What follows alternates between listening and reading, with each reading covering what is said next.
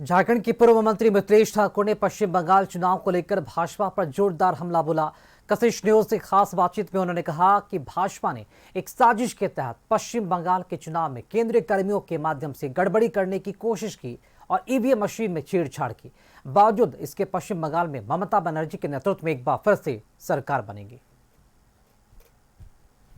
4 मई को 5 राज्यों और एक केंद्र शासित प्रदेश का जो चुनाव हुआ है उसका मतगणना होना है, लेकिन खास तौर पर पश्चिम बंगाल चुनाव चर्चा का विषय बना हुआ है।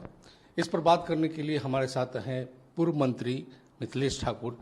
सर, ये बताइए कि बंगाल चुनाव पर सबका फोकस है, क्या होने वाला है? जिस तरह से ममता बनर्जी ने वहाँ स्ट्रांग रूम में घुसकर जो दिखाया कि किस तरह से वहाँ जो ईवीएम मशीन रखे गए हैं उनमें उन्होंने गड़बड़ियाँ दिखाई। देखिए, आप भी लोकतंत्र के चौथे स्तंभ है। आपकी आंखों से कुछ भी नहीं छिपता और आप सब कुछ बहुत भली भांति जानते समझते हैं।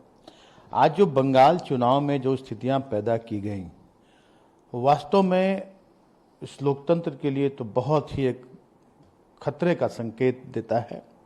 पूरी तरह से पूरे बंगाल को केंद्र की सरकार ने कहे तो हाईजैक कर लिया। सारे सेंट्रल फोर्सेस, सारी चुनाव आयोग से लेकर सारे केंद्रीय कर्मचारी, मतलब ऐसी स्थिति बना दी गई। वो तो साहब कितने वीडियोज आ रहे हैं, कितने कि कैसे दौड़ा दौड़ा कर पीटा जा रहा है मतदाताओं को, कैसे डराया जा रहा है, कैसे ईवीएम के साथ खिलवाड़ हो रहा है। तो ये तो हद हो गई जिसको कहेंगे।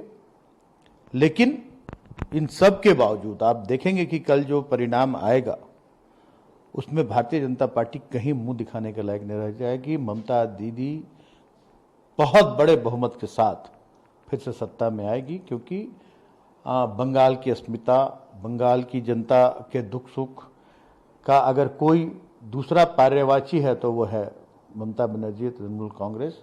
और हम पूरा विश्वास है कि सारे हथकंडे अपनाने के बावजूद भी भाजपा के हाथ कुछ भी नहीं आने जा रहा। आक्रोश है जनता का केंद्र सरकार की दमनात्मक नीति के विरुद्ध में। ये आक्रोश है बंगाल की जनता का।